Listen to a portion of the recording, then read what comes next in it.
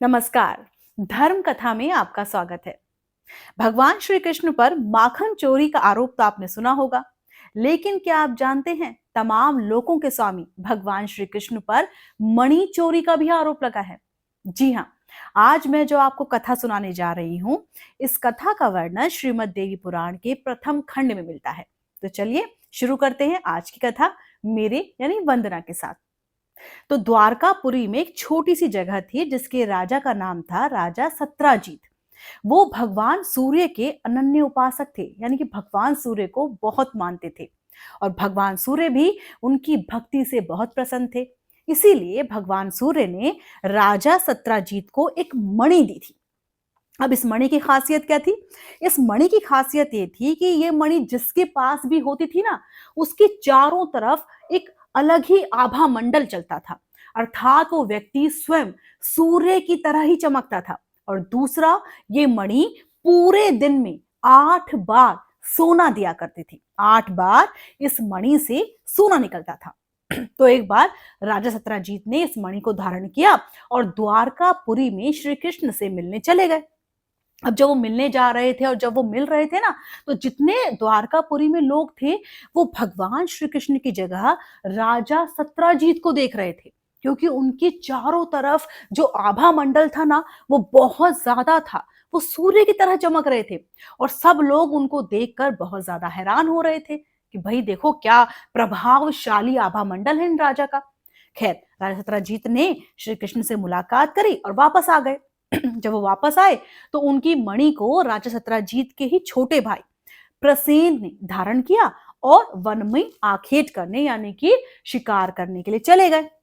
अब जब वो वहां गए तो हुआ यूं कि एक शेर ने प्रसेन को मार डाला और उसके घोड़े को भी मार डाला और वो मणि उस शेर ने प्रसेन से ले ली। अब वहीं पास में एक गुफा थी और उसके बाहर एक रीछ का बच्चा खेल रहा था।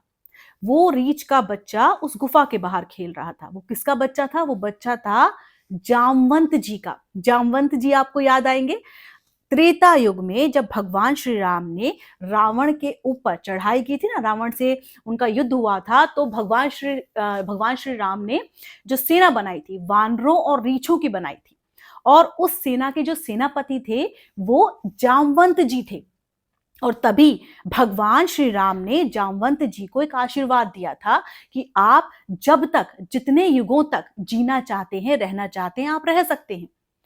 और जब भगवान श्री राम रावण से युद्ध कर रहे थे ना, तो जामवंत जी के मन में ये विचार आया था, क्योंकि राम की जो युद्ध कला थी उनको देखकर उनके मन में ये विचार आया, उनका पुरुषार्थ देख के विचार आया कि ऐसा कब होगा कि मैं इतने अनुभवी, इतने युद्ध में प्रवीण व्यक्ति के साथ युद्ध करूंगा।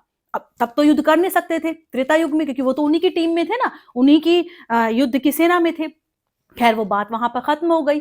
अब यहाँ पर क्या हो रहा है? एक गुफा है जिसके बाहर जामवंत जी का जो पुत्र है वो खेल रहा है और उसने एक शेर को देखा है जो उस मणि के साथ है। तो उसने क्या करा? उसने जाके अपने पिता यानी जामवंत जी को बोला कि मुझे ये मणि चाहिए। जामवंत जी ने फौरन उस शेर को मार दिया और मणि अपने पुत्र को दे दी कि जाओ जाके खेल लो। अब इधर क्या हुआ? द्वारकापुरी में इतने दिन हो गए, सत्राजीत को जब देखा कि मेरा जो भाई है वो प्रसेन अब तक आखेट से लौटा नहीं है, तो उनके मन में अलग अलग विचार आने लगे। उन्होंने सोचा कहीं ऐसा तो नहीं किसी ने मणि के चक्कर में प्रसेन को मार दिया हो। फिर उन्होंने विचार किया कि जब मैं इस मणि को धारण कर कर श्री कृष्ण से मिलने गया था ना, तो सभी लोगों को बहुत ईर्ष्या हो रही थी और हो ना हो कृष्ण को भी ईर्ष्या हो ही रही होगी। भाई मेरा आभा मंडल यानी कि सत्राजीत का आभा मंडल श्री कृष्ण से ज्यादा बड़ा हो गया था और सभी लोग मुझे देख रहे थे, तो हो सकता है कृष्ण को मुझसे ईर्ष्या हो गई हो और उन्होंने ही वो मणि चुरा ली हो। और उन्होंने अपने मंत्रियों से भी ये बात कह डाली। जब मंत्रियों से बात कही तो ये बात फैलने लगी और फैलते फैलते द्वारकापुरी में श्री कृष्ण के कानों में पहुंची। जब श्री कृष्ण को यह पता चला कि उन पर मणि चोरी का आरोप लग रहा है, उनको बहुत गुस्सा आया, उनको बहुत क्रोध आया और बहुत दुखी भी हुए। और उन्होंने ये ठान लिया कि अब इस कलंक को मैं अपने ऊपर से जरूर मिटाऊंगा।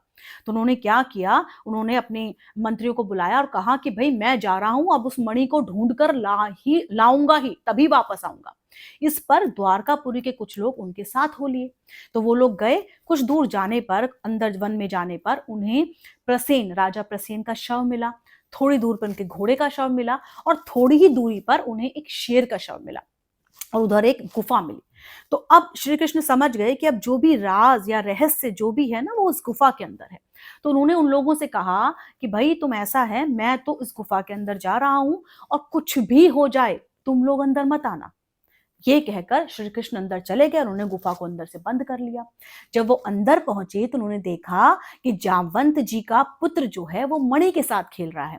तो श्री कृष्ण ने उस मणि को लेना चाहा। इस पर वो पुत्र चिल्लाने लगा। ये देखकर जामवंत जी आ गए और फिर जामवंत जी और श्री कृष्ण के बीच युद्ध शुरू हो गया। पूरे 27 दिनों तक, 27 दिन और 27 रातों तक युद्ध लगातार चलता रहा। अब इधर क्या हुआ, इधर जो लोग बाहर प्रतीक्षा कर रहे थे ना कृष्ण की, द्वारकापुरी के से जो लोग उनके साथ आए थे, वो 27 दिन हो गए, कृष्ण जी बाहर नहीं आ रहे हैं। तो वो वहां से चले गए, द्वारकापुरी वापस लौट गए और जाकर कृष्ण के पिताजी वासुदेव जी को बताया कि भाई हमें तो अंदर आने से मना किया था कृष्ण जी ने और वो बाहर आए नहीं, इसलिए हम तो आ गए। अब इस पर वासुदेव जी बहुत परेशान हो गए, उनके मन में अलग विचार आने लगे। तो उन्होंने देवी की आराधना शुरू कर दी, 9 देवियों का व्रत शुरू किया और देवी पुराण पढ़ना शुरू कर दिया। इधर जैसे ही उन्होंने देवी की आराधना शुरू की, उधर जामवंत जी को याद आ गया कि ये जो भगवान श्री कृष्ण है ना, ये वास्तव में श्री राम का ही रूप है। और चूंकि त्रेता युग में मेरे मन में ये विचार आया था कि मैं भगवान श्री राम से युद्ध करूं, उनके पुरुषार्थ, उनके युद्ध कौशल को देखकर, तो ये इच्छा उन्होंने मेरी इस युग में, यानी कि द्वापर युग में पूरी की है। तो जैसे ही जामवंत जी को ये याद आया, उन्होंने कृष्ण को प्रणाम किया और सारी बातों के लिए उन्होंने क्षमा मांगी। कृष्ण जी ने भी कहा कि जैसी आपकी इच्छा थी, देखिए पूरी हो गई। इस पर जामवंत जी ने अपनी पुत्री जामवंती का विवाह श्री कृष्ण के साथ किया और उन्हें मणि भी उपहार में दे दी। इधर क्या हुआ, द्वारकापुरी में पूरे 9 दिन का व्रत वासुदेव जी ने पूरा किया और देवी पुराण पूरा किया। जैसे ही देवी पुराण पूरा हुआ, उनकी पूजा उपासना पूरी हुई, श्री कृष्ण जामवंती के साथ और मणि के साथ उन्होंने द्वारका में प्रवेश किया। तो कैसी लगी आपको ये कथा, मुझे जरूर बताइएगा और प्लीज लाइक, शेयर, सब्सक्राइब जरूर कीजिएगा। नमस्कार।